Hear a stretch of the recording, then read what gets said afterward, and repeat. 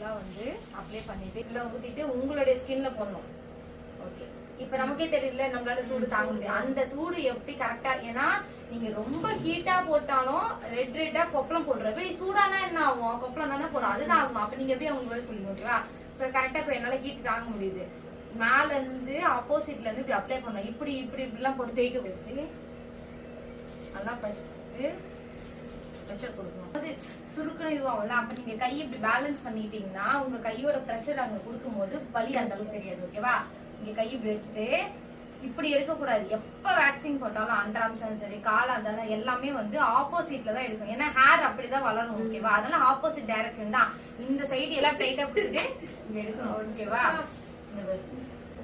Hair ஃபுல்லா வந்துச்சு அந்த ப்ரௌன் எடுத்துரும். அதான் இது அப்படியே விட்டுறது கிடையாது. லோஷனு இல்ல அலோவேரா ஜெல் ஏதாவது ஒண்ணு கண்டிப்பா அப்ளை பண்ணணும். இல்லன்னு வச்சுக்கோங்க இந்த இடம் வந்து கொஞ்ச நேரம் ஆனு ரொம்ப